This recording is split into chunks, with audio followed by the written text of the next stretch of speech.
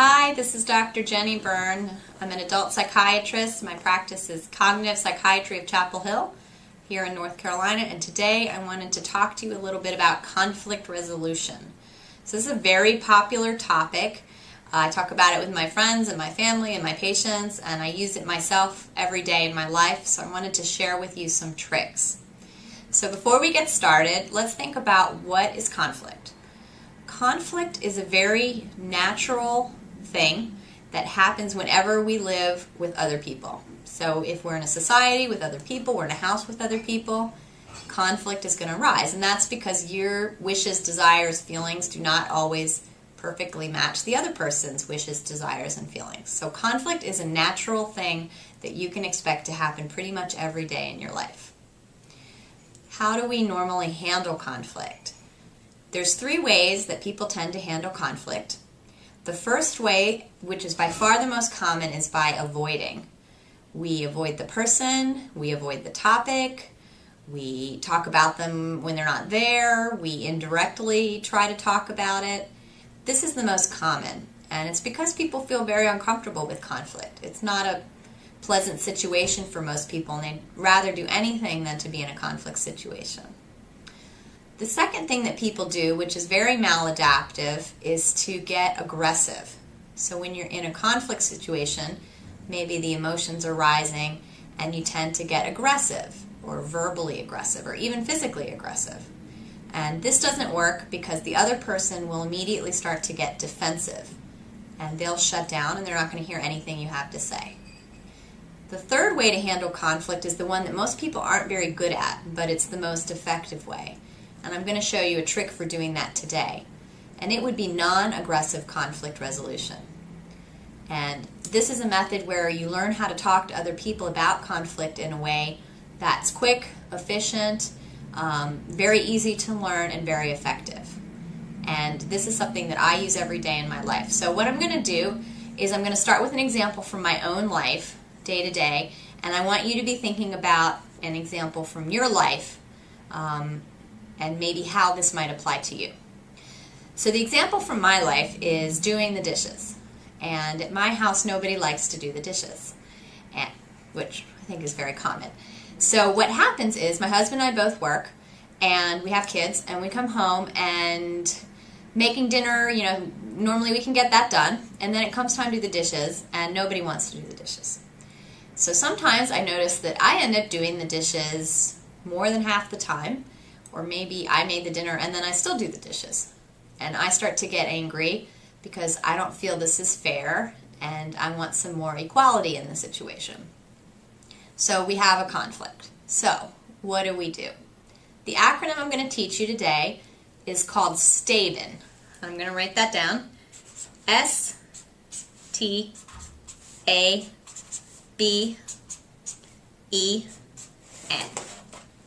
Just like that. So each of these letters stands for a different step in the process. So what is S? S is source. So in my example with doing the dishes, it's very clear. The source of the conflict is my husband. We're the only 2 people involved in this conflict. Sometimes it's not so clear who the source is, and you have to really sit down and think about it. If you're at work where there's a lot of people, or you're in a group setting, or a family where there's multiple family members, sometimes you really have to sit and identify who is the source of the conflict. So that's S. T, what is T? T is time and place. And I think of all of the parts of the acronym, in some ways this is the most important. So in my example, when is the best time to have a discussion about the dishes? Is it when we get home from work and we're trying to get everything done and scrambling around? Probably not. Is it right before bed when we're exhausted and we just want to get to sleep? Probably not. Is it while we're out on a trip over the weekend doing something we enjoy? Probably not. So for us, the best time and place might be on a weekend when we're not busy, maybe in the morning after everyone's kind of gotten up and we've kind of done some things, but we're awake and alert and not feeling stressed out. So for us, that might be the right time and place. you can think about an example for yourself, time and place is extremely important. If you don't pick the right time and place, it's not going to work. This is especially important at work, where sometimes you don't have an office and you have a lot of public space. Talking to people about a conflict in a public space can be very problematic. So time and place is the T. What is A? A is amicable approach. And this is kind of a fancy way of saying you start with the positive.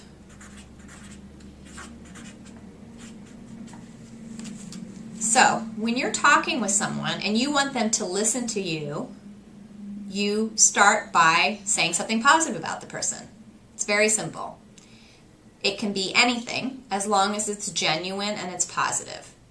Now sometimes this is really hard. If you're really angry at someone, like say in my dishes example, say I've had a really bad time and I'm just really mad about this dishes issue, sometimes it's hard to think of something nice to say.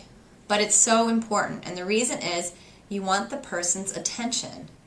And you don't want their negative attention, you don't want them defensive, you want their positive attention so that they're going to be receptive to what you say. So in my example with the dishes, maybe it's Saturday morning and we have a good time in a place, and I say something like, I really appreciate that you did all the yard work yesterday. That looks great. I'm really glad you did that. Simple. It could be something, I noticed the way, you talked to my mother on the phone was really nice. I appreciate that. Very simple. You don't have to go into very long descriptions. But you don't want it to be too vague either. So you don't want to say, oh, you're a great person, because that kind of comes across as a little bit phony. So think of something very specific that the person did or said, or something very specific about them that's positive. So you start the conversation with the A, amicable approach. Okay, what is B?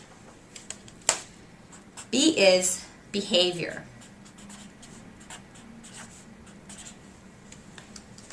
Now this is the time when you're going to identify very, very specifically the behavior that was a problem. So, in my example of the dishes, I'm not going to say something like, you never help me around the house. I'm going to say, last week I did the dishes 6 nights. Simple, right? Or last week you only did the dishes 1 night. Or last week I cooked dinner 3 nights and each of those nights I did the dishes. You want to be very, very specific. What people tend to do in conflict is lump together all sorts of different conflicts into one big giant conflict and then try to resolve them all at once. And this doesn't tend to work very well. So maybe I'm mad because I had to do the dishes, and maybe I'm also mad because I had to make the bed, and maybe I'm also mad because I had to take the kids to school. But I don't lump those all together. In this particular example, I'm very specific. And putting numbers on things can really help. So instead of just saying, you never do the dishes, which isn't very helpful, I say, you did them 1 time last week, or I did them 5 times last week. Very, very specific. Okay, so you identified the behavior. So to summarize so far, my conflict is with me and my husband that I did the dishes too many times last week. I found a time and a place I thought would be good to talk about on Saturday morning.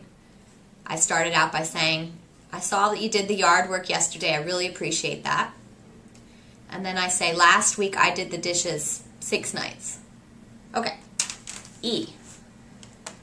This one's hard for some people. This one's called emotion.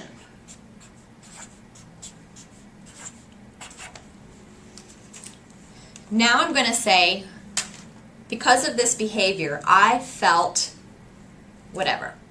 I felt angry. I felt frustrated.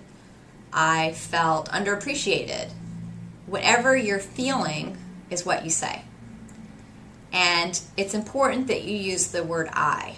And that you don't make it general, you don't make it about him or her. It's that you're saying, your behavior, this, made me feel this way.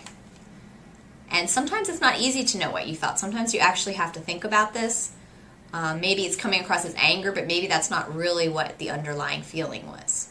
So before you get in the conversation, you want to think about, what did you actually feel? So again, kind of going through this. Source the problem, my husband doing the dishes. Pick Saturday morning. I say, I noticed you did the yard work. Thank you. Behavior. Last week I did the dishes 5 nights out of the week. That made me feel frustrated. Now what's the last step? This is also hard for some people. N is need. What do I need to end this conflict? So, in my example with the dishes, I need you to do the dishes the nights that I cook dinner. I need to feel like we're equal partners. That's it. What do you really want? Again, a lot of people go into conflict situations and they don't even really know what they want to change or what their needs are. So you want to think about this before the conversation and be very, very specific. I could also say, I need you to do the dishes 50% of the time. Or I need us to come up with a schedule to do the dishes. Or I need to find a better way to do this.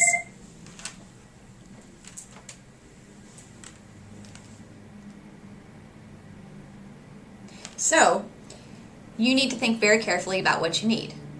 So just kind of run through this one more time. My example with the dishes, my husband.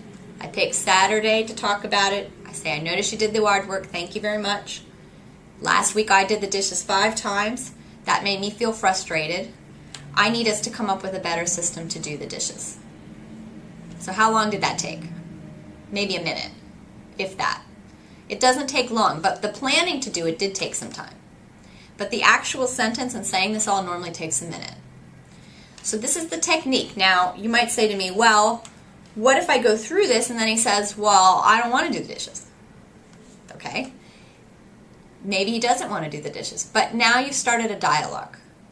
You've started a negotiation. He's listening to you. He's heard what you had to say. So now the process of negotiation can begin. And maybe the conversation goes something like, well, I hate doing the dishes too because I'm really tired at night and that's the last thing I want to do. Then maybe I say, okay, well, how can we resolve this problem because it's really frustrating me?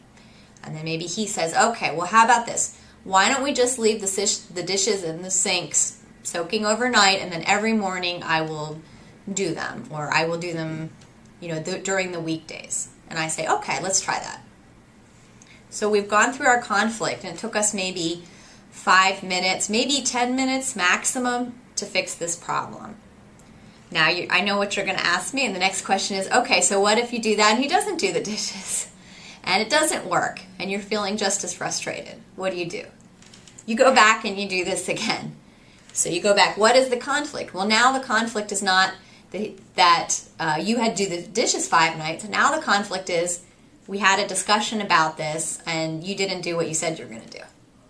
So now it's a new conflict, and you go through it again. And normally, if you can kind of go through this a few times, you'll eventually find a system that's going to work for you. In the workplace, if things aren't working, you've already gone through this 2 or 3 times, you often have the option to go to a supervisor or a manager to help you with your problem. At home, it's not so easy. You don't always have someone else to go to. But in the workplace, if you have a conflict and you handle it this way, maybe you try this 2 or 3 times, it's still not working, and then you go to the manager and you tell them the problem. Think how happy they're going to be that you've already tried to do this 3 times instead of just coming to them with every single conflict. So this is the acronym STAVEN.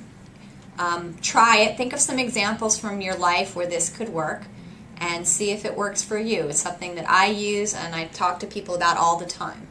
So I wish you the best of luck with it. And if you have any more questions, my information is below. Please just give me a call. Thanks.